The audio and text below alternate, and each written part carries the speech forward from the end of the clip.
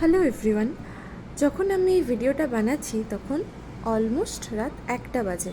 দেখো, মেডিকেল কলেজের এমার্জেন্সির সামনে এই রাত 1টার সময় কত ভিড়।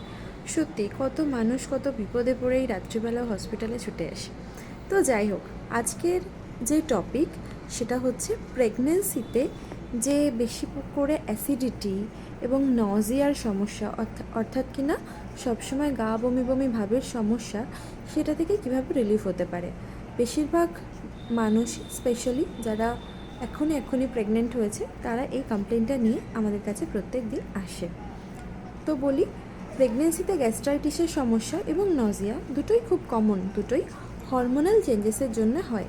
দুটোকে পুরোপুরি বন্ধ করে দেওয়া কিন্তু সম্ভব নয়। কিছু মানুষের একটু কম হবে, আবার কিছু মানুষের একটু বেশি হবে, কিন্তু এটা একটা ন্যাচারাল ফেনোমেনা, এটা থাকবে। কিন্তু আমরা কিছু লাইফস্টাইল মডিফিকেশনের মাধ্যমে এটাকে একটু কম করতে পারি।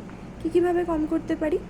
এক হচ্ছে, আমরা খাবারটাকে স্প্লিট করে দেব, মানে 3টে লার্জ মিলকে ভেঙে 6টা স্মল মিল করে নেব এবং ওই ছোট ছোট মিলগুলো 2 থেকে 3 ঘন্টার গ্যাপে গ্যাপে বারে খাবো। 1 নম্বর হয়ে গেল। 2 নম্বর, কখনোই একসাথে অনেকটা খাবার খেয়ে নেব না এবং খাবার খাওয়ার সাথে সাথে অনেকটা জল অবশ্যই খেয়ে নেব না।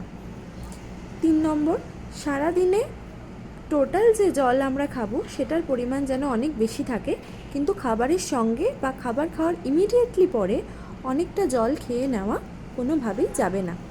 4 নম্বর, খাবার খাওয়ার সাথে সাথে শুয়ে পড়া যাবে না। প্রেগনেন্সিতে খাবার খাওয়ার পরেই মানুষ ক্লান্ত হয়ে যাবে, সেটা নর্মাল, কিন্তু সাথে সাথে শুয়ে পড়াটা অ্যাভয়েড করতে পারলেই ভালো। না, সবসময় বাইরে গিয়ে হাঁটাচলা করতে হবে না, ঘরের মধ্যেও নর্মাল যে মুভমেন্ট সেটা যদি চালু রাখা যায় কিছুক্ষণ, অ্যাটলিস্ট খাবার খাওয়ার 1 ঘন্টা পরে যদি শোয়া যায়, তাহলে গ্যাস্ট্রাইটিসের সমস্যা অনেকটাই কমে যাবে।